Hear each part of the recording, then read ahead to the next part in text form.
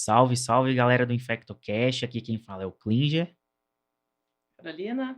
Mafê? E Jordão. Hoje, o nosso tema, que a gente trouxe alguns casos sobre sífilis para a gente discutir a respeito do manejo, diagnóstico, as fases, para a gente poder dar um overview aí da sífilis, um tema muito importante. Com toda certeza. Acho que é bastante legal da gente falar de sífilis, porque a sífilis tem várias apresentações, né? A gente vai ter sífilis em todos os cenários de prática da medicina e qualquer pessoa que vai estar atendendo pessoas ou que vai estar aconselhando sobre saúde sexual sempre vai ter a presença da sífilis durante a sua prática clínica. É bastante importante da gente entender que a sífilis também é dita como a grande imitadora. Então, por mais que a gente sempre tenha ali quadros clínicos que podem ser clássicos de sífilis, ela pode se apresentar de diversas formas, né? E a sífilis é um case de sucesso, né? Tá aí presente desde os primórdios da civilização, com imagens, né, retratando as pessoas com as manchas, os casos graves. Então, é um case de sucesso da infectologia, a sífilis aí no Sucesso do nosso treponema, né? Tá aí, ó. É uma infecção sexualmente transmissível que deu certo, que por Exato. mais que seja bastante sensível, né, a Exato. antimicrobianos, a gente ainda não consegue pensar em eliminação da sífilis por conta de que a disseminação é muito, muito grande, né? Exato. Então, vamos lá para o primeiro caso. Então, é uma primigesta com 9 semanas de gestação, que iniciou o acompanhamento em pré-natal de alto risco por apresentar um antecedente de lúpus eritematoso sistêmico. No retorno com o exame, seu VDRL era 1/64.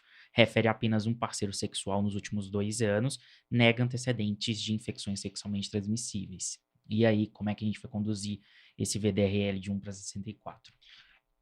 Klinger, para a gente começar, eu precisava saber se você tem outro teste que possa me confirmar essa sífilis. Não temos Então, outro só teste, temos o não treponêmico. só o não treponêmico. Então, eu não consigo confirmar que essa gestante esteja infectada com sífilis, né? Por conta de que a gestação e o lúpus dela podem positivar esse VDRL aí. A gente não sabe se ela tem tratamento do lúpus, o que pode piorar, fazendo esse VDRL aí de 1/64, né?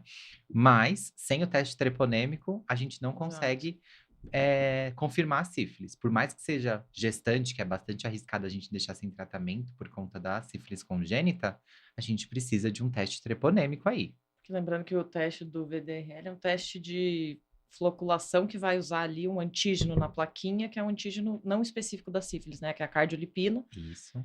Vai detectar se a pessoa tem anticorpos para aquele antígeno, né? Então, qualquer situação que a pessoa vai ter um aumento de anticorpos, então, gestante, essas doenças reumatológicas, ou a paciente que vacinou recentemente, vai fazer aquele boost de imunoglobulina, tudo isso pode falsear o VDRL. Chama atenção nessa gestante o título dela, Sim, né? é Porque bastante geralmente, obviamente, a gente não vai se basear só no título para dizer se é um falso positivo ou não existe esse corte. Porém, títulos mais elevados levam a gente a pensar que talvez não seja um falso positivo, né? Falso positivo a gente vê ali 1/2, 1/4, né? Até 1/8, assim, É. a gente costuma mais ver, né? Mas esse Mas não tem um corte 1/64... específico para isso, né? Exato. Então, E a gente poder revisar também a questão dos testes não treponêmicos e os testes treponêmicos. Hoje em dia existe uma infinidade de testes disponíveis no mercado, né? E cada laboratório ele acaba optando por como que ele vai fazer o seu diagnóstico, né? Então, o mais adequado seria a gente pedir uma sorologia para sífilis com os testes treponêmicos e não treponêmicos. No Se a caso, gente tá, assim, acho que só para complementar essa questão, se essa paciente já está em atendimento na unidade de saúde, talvez seja até fácil para ela fazer um teste rápido de sífilis, que é bastante disponível nas unidades básicas de saúde, que é um teste treponêmico, né? exato. Que por mais que tenha uma janela imunológica maior do que a sorologia, a gente, se tiver um VDRL reagente, normalmente o teste rápido também já está reagente, então já me consideraria aí um teste treponêmico e um não treponêmico positivo, garantindo aí para essa gestante, se ela necessitar, um tratamento saindo aí no mesmo dia que ela foi atendida, né? Exato, os testes treponêmicos eles são muito mais específicos para sífilis do que os não treponêmicos, e eles vão ficar com essa cicatriz, né? Então eles sempre vão ficar positivos, tem essa tendência, e a gente não faz acompanhamento de resposta de tratamento, nem controle de cura com esses testes treponêmicos. E aí eu posso ter, desde, igual a Mafê falou, o teste rápido, que é feito imunocromatográfico, disponível aí nas UBSs, até mesmo o FTABS, que é o mais conhecido. A gente pode ter o PTH, pode ter o ELISA, são uma infinidade. A quimioluminescência, né? A quimioluminescência. E já os testes não treponêmicos são esses testes que vão vir em titulação, né? Então, 1 para 2, 1 para 4, 1 para 8 e assim por diante. Esses testes, eles também é o que a gente utiliza para fazer o controle de cura, que a gente vai comentar daqui a pouco. Os nomes dos testes, normalmente os mais comuns, né? São o VDRL, que é o que a gente mais fala quando a gente está estudando, né? Sim. E o RPR, que hoje é um teste que é bastante disseminado, então é bastante importante da gente saber qual é o teste utilizado e sempre que a gente for avaliar controle de cura, a gente utilizar o mesmo teste, a mesma metodologia, porque eles não são títulos equivalentes, tá? Então, se eu estou tratando uma paciente ou um paciente com sífilis e vou pedir um primeiro VDRL, é interessante que eu sempre faça o controle de cura com VDRL e, se for de RPR, utilizar o RPR no controle de cura. Exato. E quando a gente fala da sífilis também, a gente precisa lembrar de que esses testes, eles são muito... O laboratório ele vai poder escolher qual teste que ele vai poder usar. Então, às vezes, existem laboratórios que vão fazer primeiro o teste treponêmico para todo mundo, e só mesmo quando o teste treponêmico vier positivo, que vai ser feito um teste não treponêmico com VDRL. E aí vai de cada laboratório e como é que você vai fazer o pedido, né? Mas é uma estratégia viável, né? Você fazer o treponêmico primeiro, e se ele vier positivo, você faz o não treponêmico para diagnóstico e esse controle. Essa gestante pulou, né? Essa etapa foi direto para o não treponêmico, veio 1 para 64, isso? Exato. Daí ela fez o treponêmico e... Não, aí a gente, né, nós não temos. No caso, a gente vai pedir o treponêmico para ela, Sim. né? E é vindo positivo, indicar o tratamento. Exato. E como ela não tem histórico de um teste prévio negativo, né? Para a gente ter noção de temporalidade ali, isso? Não tem. Quis ela complicar tá a com nossa nove- vida, né? complicar, Ele quis Ela tá com complicar. 9 semanas de gestação ainda. É o primeiro exame que ela fez. A gente consideraria aí como uma latente indeterminada, ela receberia as 3 doses, né? Caso o FTABS viesse positivo. Sim. Tá, mas veio positivo. Daí tratou e depois... Você vai falar depois sobre o controle de cura, de tratamento? Agora a gente vai para o outro caso que a gente tem aqui. Tá. Bom? Então, o segundo caso é a Magda, de 30 anos, que foi uma unidade básica de saúde para consulta com um médico. Ela traz o resultado de um VDRL do 3º mês pós-tratamento com penicilina benzatina. Ela tinha, então, um VDRL do primeiro mês de 1 para 32, no segundo mês 1 para 16 e no 3º mês 1 para 16. E aí, qual é a nossa conduta diante dessa paciente? A nossa conduta Deu uma afobada, né? Deu uma Acho, na pessoa afobada, que deu uma pediu. afobada. Porque a indicação que a gente tem, esses títulos, eles podem demorar para cair, né? Pode até ter uma variação de título ali, de uma diluição, porque justamente é um teste totalmente visual, né? São floculações, são bolinhas que você vai enxergar e você vai ver se está tendo a precipitação ou não. E se precipita, ele fica um pouco mais turvo, aquele círculozinho.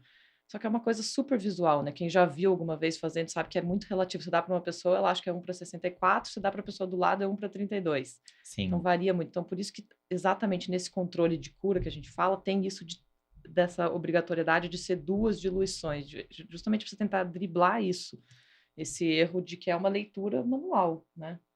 Então, e como demora para cair, justamente o controle de cura a gente faz, né, nessas formas precoces, né, nas formas, a gente faz o controle de cura com 6 meses e 12 meses, né, que aí você tem que ter uma queda de 2 diluições nos primeiros 6 meses. 2 diluições nos 6 meses, e aí para latente tardia ou qualquer sífilis tardia, né, a gente faria essas 2 diluições em 12 meses por conta de que seria já um processo mais tardio de imunogenicidade aí. É bastante importante isso que a Carol falou, né? E O caso do Klinger traz uma gestante. Na recomendação do Ministério da Saúde, a gente tem de coleta de VDRL mensal para gestantes, para que a gente tenha esse controle mais de perto, por conta de que a gente está lidando com uma situação que é a gestação, que pode acontecer de ter um parto prematuro ou Mesmo transmissão, de né? transmissão da congênita. sífilis congênita, né? Então, essa titulação tem que ser solicitada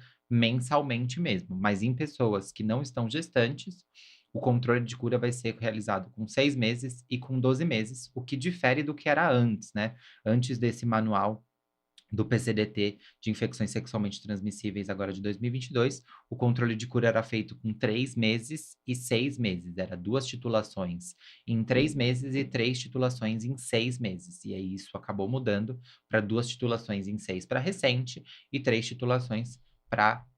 desculpa, e 2 titulações em 12 para tardia.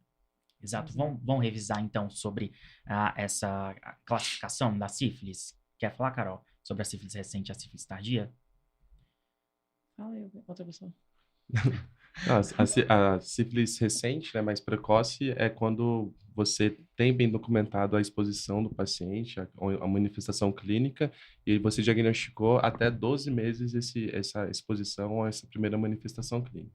Quando você não tem isso bem estabelecido, né, você fez um exame de triagem aleatório, você considera que o paciente já teve mais de 12 meses ali e considera ele como se fosse uma sífilis tardia, ou então quando você tem documentado e já passou de 1 ano também é uma sífilis tardia. E daí isso vai variar e é importante ter esse conhecimento justamente para saber essas questões do controle do tratamento.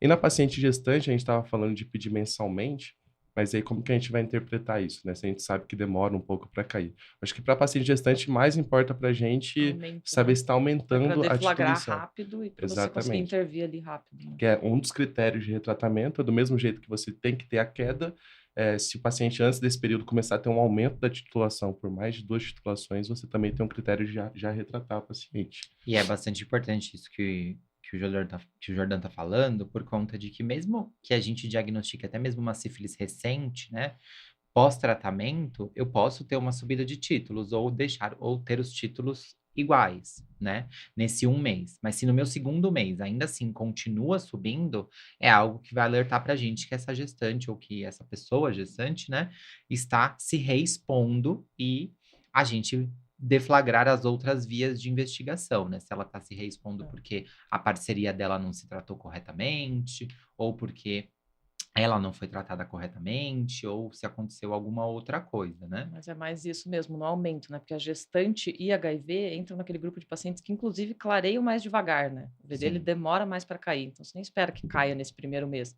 Mas é um controle que você tem que ter ali mensal, justamente para, pô, aumentou 2 títulos aqui, vamos fazer alguma intervenção. Né? Outra coisa que ajuda é isso do precoce e tardio, é a forma clínica, obviamente, né? Se o paciente se apresenta com uma forma clínica primária, a gente vai dizer que é uma sífilis precoce, assim como a sífilis secundária. Aí, nesse período de 12 meses, você tem que usar quando você só tem o VD, né? Só tem o exame, o paciente não teve sintomas. É isso, você conseguiu documentar que não, a exposição foi de fato em menos de 12 meses, ou a menos de 12 meses ele tratou uma sífilis, né? A gente pressupõe que é um novo caso de sífilis que foi em menos de 12 meses. Aí a gente diz que é uma latente precoce, né? Sim. O que foge disso seria tardio. Exato. Então, por exemplo, é mais difícil, né, a gente diagnosticar, a não ser esses casos com sintomas, mas a latente precoce, esse paciente ele precisa ter uma evidência, né, de que ele tinha um VDRL prévio, ou um quadro, uma exposição confirmada, né? Então, a gente costuma mais ver esses casos da sífilis de duração indeterminada, que a gente vai classificar, né, como se fosse uma latente tardia. Beleza. Temos mais casos? Temos, só um minuto. Bom, o terceiro caso é um paciente HSH de 32 anos, fazendo uso de PrEP, apresenta há 2 anos e meio um VDRL de 1 para 128. Naquela época, ele realizou o tratamento, ele persistiu com títulos de 1 para 64, foi feito um retratamento, mas ele mantém com esse título de 1 para 64. Tá, e então a gente vai abrir um leque de possibilidades aí. Primeiro, só para quem não entende, HSH são homens que fazem sexo com outros homens, tá? é um termo que a gente normalmente utiliza quando a gente está falando de infecções sexualmente transmissíveis, de saúde sexual dentro da infectologia, né? É, uma das coisas que eu vou perguntar para você é se ele tem um FTABS ou um teste treponêmico positivo. Ele tem, né? Tem, confirmado. Beleza. E aí, junto disso, ele é uma pessoa que se relaciona com uma outra pessoa só ou com múltiplas parcerias? Com múltiplas parcerias. Tá. E aí, essas múltiplas parcerias, a gente tem que avaliar se alguma delas é uma disposição mais frequente ou se ele tem meio que várias exposições com essa pessoa, porque aí ele teria que avisar essa pessoa que, na verdade, o ideal seria ele avisar todas, né? Mas, principalmente, a que ele fica se reexpondo se ela também fez a testagem e se tratou. Mas lembrando que, dentro do que a gente fala de prevenção em sexualidade, né? Todo mundo é responsável pela sua própria prevenção, né? A gente orienta sempre pacientes a comunicarem as parcerias dos últimos 60 dias aí que tiveram o diagnóstico de uma infecção sexualmente transmissível, mas essa pessoa pode não comunicar e a responsabilidade também ser da outra pessoa, porque a sexualidade, ela se dá também dentro da prevenção e cada um sabe a prevenção que faz para si, né? E aí, junto disso, ele foi retratado com 2 vezes, tratou uma vez, tratou de novo e não teve queda da titulação. Exato. O que a gente tem que pensar é que ele não vive com HIV, então tem que pensar nessas novas exposições, se ele teve novas parcerias, a sífilis é bastante disseminada, né? Então ele pode ter se infectado de pessoas diferentes, né? Mas se ele não teve, estava usando preservativo em todos os tipos de relação sexual, incluindo a oral, e não tendo essa exposição, a gente tem que avaliar para ver se ele tem ou não, né? Um foco fechado de sífilis, né? Que seria principalmente a neurosífilis aí, né? Com certeza. E também a gente lembrar que não existe resistência quando a gente fala de tratamento com a penicilina no tratamento da sífilis, né? O treponema, ele é uma bactéria besta, né? Que a gente consegue matar facilmente e não existe essa questão de resistência quando a gente fala de sífilis. Na penicilina, né? Na penicilina, exato. O que a gente precisa lembrar é esses casos. Será que tem um foco fechado, como o caso de neurosífilis, ou as reexposições? Isso. E aí, se ele não tiver nada que diga pra gente que ele tá se reexpondo, ou que ele tratou corretamente, ficou abstêmico de sexo, e mesmo assim a titulação não caiu nesse tempo aí, a gente vai ter que avaliar de investigar uma neurosífilis, mesmo ele sendo assintomático, né? Por conta de que a gente tem casos de neurosífilis assintomática. As neurosífilis são algo que pode acontecer em qualquer fase da infecção por sífilis. Antes a gente imaginava que a neurosífilis só acontecia num estágio terciário, num estágio tardio. Hoje a gente sabe que não, que 30 a 40% das pessoas infectadas por sífilis vão ter uma invasão do sistema nervoso central e algumas dessas porcentagens vão ter essa invasão persistente. E isso vai ter o diagnóstico de neurosífilis lá na frente, mesmo sendo assintomáticas, né? Sim. Isso é muito importante falar aí. Então, neurosífilis não é igual a sífilis terciária, né? Confunde muito, né? Muitas pessoas até hoje acham isso e... É porque o que acaba confundindo é que a neurosífilis, de fato, você pode ter essa classificação dentro dela, né? Ela pode tem ser um polo que é Sim. terciário, né? ela pode ser mais precoce e dela vai tender a fazer mais manifestação de meningite, meningoencefalite e manifestação vascular, né? Isso, uma sífilis meningovascular. Exato. E as manifestações mais tardias dela, aí sim tende a ser aquele polo mais dramático de demência, de tabes dorsais. Às vezes ou de faz goma. goma, Exato. sífilis, Isso. mas são bem diferentes as manifestações. Exato. E é bem raro a gente hoje em dia ver justamente a neurosífilis terciária, né? Assim, a mais tardia. Sim, Porque é muito. Eu acho que eu nunca vi, ou então vi um caso assim, meio anedótico. Em compensação, os outros casos de neurosífilis precoce a gente vê bastante frequência. Eu acho que também o que é bastante importante da gente falar é a respeito da sífilis ocular e da otossífilis, né? Que neste polo de latente tardia, latente recente, ou na verdade quando está sintomático, né? Sífilis recente ou sífilis tardia, a otossífilis e a sífilis ocular acontecem em qualquer um desses momentos, né? Então elas podem ser até mesmo compartimentalizadas e a gente não ter alteração licórica, mas ter alteração ali nas regiões de panoveite ou de uveite posterior, ou até mesmo de perda neurosensorial de audição, no caso da otossífilis, né? Isso. Outra coisa antes que confunde também o pessoal é que a gente faz essa divisão super didática, primária, secundária, e que isso às vezes ela se interpõe, né? Principalmente no paciente HIV, pode acontecer, tem esses casos descritos de sífilis primária e secundária ao mesmo tempo. É O raro, paciente mas faz um pode cancro, mas ao acontecer. mesmo tempo tá com rash, Exato. né? Sim. Isso. E o que acontece na neurosífilis, o tratamento com a penicilina benzatina não vai fazer efeito porque ela não vai penetrar no sistema nervoso. Então, no caso, a gente precisa de trocar, né? A primeira escolha seria a penicilina cristalina, para aí sim a gente poder fazer o tratamento, que também é um tratamento chato da gente fazer de neurosífilis, né? É um tratamento que, no caso, os guidelines hoje, eles diferem bastante em relação às evidências de tratamento, né? Evidências de uso de antimicrobianos. A gente tem que a penicilina G cristalina é, com toda certeza, o tratamento de escolha em todos os guidelines. Mais estudado, né? Com Mais certeza, que a gente estudado, mais né? tem evidência. Mas hoje a gente tem um grande movimento a respeito do estudo da ceftriaxone, né? A Uhum. ceftriaxone como uma medicação mesmo para sífilis, neurosífilis sintomática, né? E os guidelines acabam colocando até que é o mesmo grau de evidência entre uma e outra, por conta de que a gente tem estudos randomizados de ambos, mas estudos que não dizem muita coisa pra gente, que não tem um peso estatístico muito forte pra gente bater o martelo que a penicilina é superior à ceftriaxone ou vice-versa, né? A gente tem trabalhos sendo feitos em alguns centros, tem trabalho na França sendo realizado com duplo cego randomizado, mas ainda não tem muita resposta. O que a gente tem aqui, os guidelines colocam como primeira opção a penicilina G cristalina e depois a ceftriaxone, ambas de 10 a 14 dias, aí dependendo da sua referência aí, tem uns que deixam só 14, outros que colocam de 10 a 14. E outros guidelines, não o brasileiro, colocam também a doxiciclina como uma opção para tratamento de neurosífilis, mesmo tendo uma dificuldade de penetração em sistema nervoso central, né?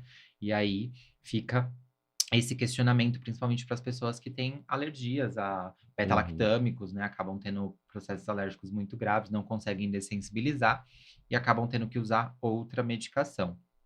Essa questão é importante porque volta e meia falta penicilina, então é importante você ter alternativas, né? E acaba ficando a penicilina como primeira escolha ainda, tanto pela maior evidência, assim, maior experiência com o uso da medicação e por questão de stewardship, né? Você vai deixar o paciente 14 dias ali com ceftriaxona, a penicilina é um antibiótico um pouco mais restrito, então talvez tenha um benefício em relação a isso também. Voltando para o caso, então, só para relembrar, esse paciente aí entraria num dos critérios para você fazer o líquor, né? Excluindo-se aquilo lá de ter se reexposto, de ter tratado de forma inadequada. Ele entraria naqueles critérios que é ou ter algum sintoma neurológico, né? Ou ter falha, né? No tratamento. Falha no tratamento, ou um VD que começou a aumentar, ou um VD que não teve aquela queda adequada, né, para ter o controle de cura, ou um VD persistentemente elevado, né, isso também entraria como... Ele até teve uma queda, por exemplo, o título inicial dele era 1 para 1024. Ele tem uma queda de 2 titulações, mas ele mantém um para 256, né, isso seria também uma indicação. Uma indicação. Mas que isso também a gente pode aguardar um pouco mais de tempo, mas como no caso dele, ele já está 2 anos e meio com esse VDL de 1 para 128, né, que não tem uma queda persistente, a gente precisa pensar em outras coisas. Exato. Né? E o seu caso, Mafê? Bom, então agora eu vou passar um outro caso de um paciente que já tem uma coleta de líquor, né? Então é um paciente, é um homem que faz sexo com um homem, né? Um homem cisgênero, branco, que tem por volta dos seus 30 anos, que diagnosticou HIV recentemente. Então, ele diagnosticou HIV já em fase de AIDS avançada, um CD4 de 30, uma carga viral exponencialmente aumentada, que não está indetectável e não está usando antirretroviral ainda, tá? Então, esses vão ser detalhes que vão ser bastante importantes para ir para o nosso caso. Ele é um paciente que chega no pronto-socorro com um quadro de cefaleia, tá? Ele é um quadro de cefaleia aí que tem uma evolução há mais ou menos uns 3 meses. E, junto disso, ele tem esse diagnóstico de imunodeficiência, né? Da infecção pelo vírus da imunodeficiência humana. E foi avaliado com esse quadro de cefaleia por ser uma neuroinfecção. Na triagem, ele coletou exames junto com esse teste de HIV e veio um teste rápido de sífilis positivo. Esse teste rápido, ele refere que ele já teve uma sífilis tratada há 6 meses, tá? E que ele não teve o controle do VDRL feito após o tratamento, mas que ele desenvolveu esse sintoma de cefaleia nesses pós 3 meses de tratamento. E quando ele fala pra gente que quando ele fez o teste de sífilis, ele não fez o teste de HIV, ele só fez o teste de sífilis, tá? E aí a gente chegou e coletou o líquor desse paciente por conta de que ele era um paciente vivendo com HIV e tinha um teste de sífilis positivo. E a gente queria investigar entre as infecções do sistema nervoso central do paciente vivendo com HIV, né? Neurosífilis também. Das outras infecções, vieram todas as pesquisas negativas. A gente tem ali um antígeno de cripto CRAG negativo. A gente teve também pesquisa direta de fungos negativa. E esse paciente, então, foi para uma outra possibilidade diagnóstica de sistema nervoso central. Então, pensamos na neurosífilis para ele, mesmo por conta desse sintoma único e exclusivo de cefaleia, que é um sintoma bem comum e inespecífico, né? Mesmo o próprio HIV não tratado pode dar um sintoma de cefaleia por conta de inflamação crônica, né? Mas esse paciente tinha um sintoma de sistema nervoso central, então a gente tinha que obrigatoriamente excluir neurosífilis. E aí, ele coletou o líquor. Esse líquor foi feito testes de quimiocitológico, então coleta de proteína, celularidade e glicose, e junto disso a gente coletou também testes de sífilis, tá? No teste de sífilis dele, ele veio com um VD não reagente e um FTABS reagente, tá? E de outros marcadores, ele veio marcando com uma proteína de 80, uma celularidade de 4 células e uma glicorraquia de 40. Certo. É difícil. É muita informação, assim, mas só uma coisa que me chamou a atenção. O diagnóstico é de agora, de HIV. O diagnóstico de HIV é de agora. Tá, então a gente já pode pontuar aí o primeiro erro ali no fluxo do paciente, né? Que o paciente teve um diagnóstico de sífilis há 6 meses. Foi há 6 meses. Foi tratado e agora está voltando com AIDS em fase avançada, né? Com HIV na fase avançada. Ou seja, você perdeu uma janela de oportunidade de testar o seu paciente para HIV 6 meses atrás. Isso mesmo, porque Então, provavelmente ele se infectou aí antes desses 6 meses Com para estar certeza. em fase de AIDS avançada, a né? gente sabe que são anos para a pessoa desenvolver uma imunossupressão grave assim. Onde Né? tem CD4 do paciente? Eu não perguntei. 30. CD4 de 30. E outra falha é que ele não teve controle de cura, né? Também da Isso. sífilis, né? Tanto que isso é uma das coisas que é importante quando você vai tratar a sífilis, é você ter o VD, ter algum teste Uhum. não treponêmico, né? Que te dê uma titulação, porque esse vai ser teu controle de cura, senão você fica totalmente às cegas, né? Você tem só um teste treponêmico, vai ficar positivo pro resto da vida. E então esse paciente meio que a gente não sabe se ele tratou direito, não tratou, como é que foi. Ele refere que tratou com 3 doses ou 3 semanas de penicilina G benzatina na unidade básica de saúde. E a gente tenta dizer que as 3 doses foram 2 injeções, ele fala que foram, e aí a gente acredita que ele tenha tratado corretamente. Mas ele fala que não coletou exame de sangue na hora, só teste rápido. E o teste rápido foi feito por conta de que ele tinha manchas pelo corpo, e aí pensaram em sífilis para ele. Acho que também a gente vale pensar que ele foi tratado de forma a Adequado. mais, né? É. Porque se ele tinha manifestações de secundarismo, uma dose já bastaria, né? Mas trataram com 3 doses aí, pensando que... Pra garantir. Pra garantir, né? Que é o que normalmente fazem aí, Sim. quando dão a mais. E ele E- fala de reexposições? Ele mantém exposições, mas ele vive com HIV, né? Então, quando a gente fala de pessoas que vivem com HIV, esse critério de reinfecção aí pra gente não coletar, Sim. ele acaba falando que teve reexposições, mas que nos últimos meses, quando a cefaleia começou, ele ainda tinha relações sexuais, mas depois ele começou a ficar bastante astênico, bastante debilitado, e aí não teve mais relações sexuais no último mês. E a gente precisa de lembrar também que não tem como a gente ter neurosífilis sem ter o VD positivo no sangue, né? O VD ou o FTABS, né? Um teste de sífilis reagente. Positivo. Ele tinha esse teste aí, que era um É. teste rápido. Que ele fala que teve, mas ele não trouxe o resultado pra gente, tá? Ele fala que tá com ele, mas ele não lembra onde tá, onde ele guardou. Então, a gente considerou que, realmente, ele tinha uma sífilis, e essa sífilis poderia ter evoluído com uma neurosífilis. Exato. E é isso, a gente vai cair naqueles fluxogramas, né? Acho que todo mundo deve ter visto já alguma vez na vida, né? Que são os fluxogramas de tratamento de neurosífilis, que tem um fluxograma específico para os pacientes vivendo com HIV e os pacientes sem HIV, né? Esse fluxograma foi delimitado por Cristina Marra, né, que é uma neurologista que estuda bastante neurosífilis, né? E aí ela fez critérios tanto de investigação quanto de diagnóstico e tratamento, né? E aí dentro desses fluxogramas, a gente não está falando do diagnóstico, da investigação, né, na verdade, por conta de que temos assuntos meio conturbados a respeito disso. O Ministério da Saúde recomenda uma coisa, ela recomenda outra para aumentar a sensibilidade, mas hoje a gente não vai falar sobre isso, a gente vai falar sobre o diagnóstico, né? Então, dentro desse diagnóstico, no fluxograma de Vivendo com HIV, ele tem um teste reagente sérico Ambos positivo. partem disso, né? Tanto não HIV quanto HIV parte disso, né? Você tem que ter uma evidência de sífilis, né? Pelo sangue, pelo exame sérico, né? Periférico. Sim. Partindo disso, a gente vai, né? Sintomáticos Exato. ou assintomáticos. No caso do nosso paciente, a gente vai considerar que ele é sintomático. Sintomático, né? A gente teria indicação já do líquor. Isso, certo? essa é uma questão indubitável, né? Exato. E agora a gente sempre vai dividir se o VDRL no líquor ele é positivo ou negativo. Isso, né? essa é a primeira parte que a gente primeira faz. parte. Tá, então, só para pontuar, então, a gente está falando de um paciente sintomático, né? Sintomático, Porque que vive com HIV. É uma outra coisa que a gente vê muito na prática. Todo paciente com HIV tem um VDRL positivo, líquor para todo mundo. E não é Isso. essa a recomendação. Exato. Isso. E aí eu quero só fazer a leitura do PCDT de 2023, que traz o seguinte: a avaliação do líquor pode ser considerado para as pessoas, para pessoas vivendo com HIV e AIDS assintomáticos com contagem de CD4 menor que 350 e ou títulos maior ou igual a 1/32 no teste não treponêmico e sem uso de TARV.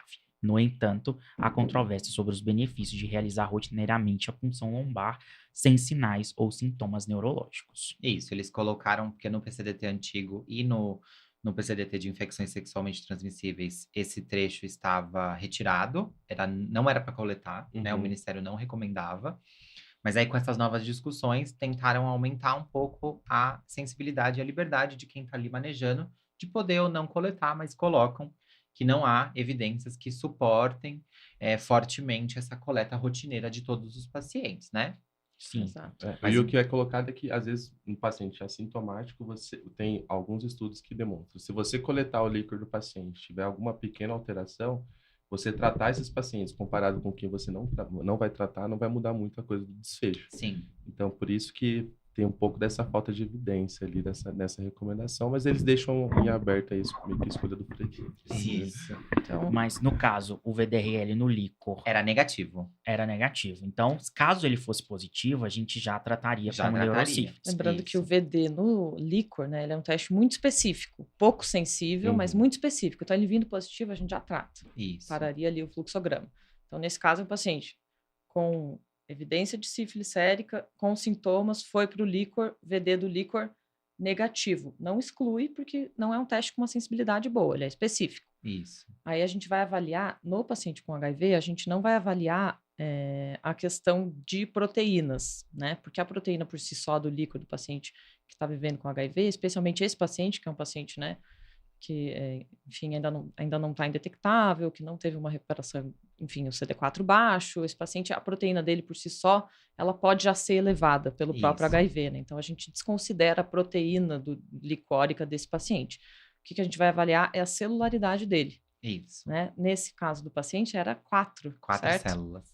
Exato, que daí ele já iria sem ter indicação de tratamento, né? Isso. Então, Sem ter indicação de tratamento. os cortes que a gente usa é menor que 5, né? De 1 a 4 não trata, certo? Uma celularidade baixa. Maior igual a 20? Maior ou igual a 20. Maior igual a 20 já teria indicação de tratar. O meio termo, que a gente usa algumas outras minúcias aí para indicar o não tratamento. Então, aquele paciente que... Na verdade, aqui, ó. Vou refalar para você, então. É menor ou igual a 5? Menor igual a 5, 6 a 20, né? 6 a 20, isso. Maior que 20. E maior que 20. É. Então, esse paciente que ficaria... E é nesse meio termo você de vai 6 cortar. a 20. De 6 a 20, eu preciso avaliar o estado imunológico desse paciente, né? Eu preciso avaliar se ele está tomando antirretroviral corretamente, se ele tem uma carga viral indetectável, mas mesmo assim ele ainda não recuperou o imunológico. Então, ele tem um CD4 abaixo de 200, o que deixa ele em fase AIDS avançada, né? Isso vai fazer com que ele possa, de alguma forma, não ter essa resposta de celularidade, tá? Mas este caso do paciente, eu nem vou passar por essa fase, né? Porque ele já tem uma celularidade menor ou igual a 5. Mas se eu tenha uma celularidade, por exemplo, desse paciente de 7, aí a gente avaliaria esses 3 critérios. Então, tomada de TARV, carga viral indetectável, nos protocolos normalmente está colocado como carga viral abaixo de 50 cópias, né, que era o que era utilizado, e CD4 menor que 200. Se ele tem os 3 positivos, eu vou tratar imediatamente esse paciente como neurosífilis. Que é um paciente, a gente pressupõe que é um paciente que Mesmo tratando, tratou, indetectou, mas ele não teve uma resposta imunológica boa, né? O CD4 não recuperou. e aí isso pode fazer com que a celularidade do líquor venha baixa mesmo com ele tendo um bom estado imunológico ou controle viral, no caso, né? Exato. Se eu tenho qualquer um desses 3 pilares, então CD4 menor que 200, carga viral indetectável e tomada de TARV, se eu tenho algum deles que não é positivo ou que o paciente não faz, ou seja, ele não toma a TARV, mas ele tá com esses 2, ou ele não tá indetectável, mas tá com CD4 abaixo de 200 e toma remédio, ou ele tem um CD4 maior, eu vou avaliar o FTABS. E aí, a partir do FTABS, sendo positivo, eu vou tratar neurosífilis. Se ele for negativo, eu não vou tratar neurosífilis. Ok? Beleza.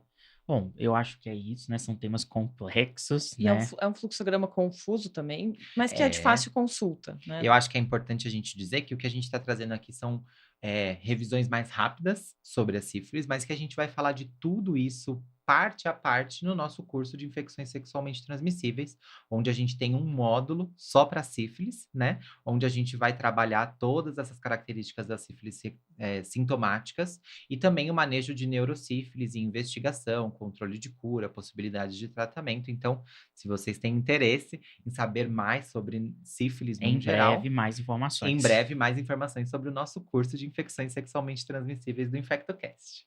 E a gente já tem episódios sobre neurosífilis, episódios sobre sífilis, episódios sobre sífilis ocular. Então, se você quiser saber um pouco mais da parte teórica, que foi só umas discussões de casos clínicos aí para...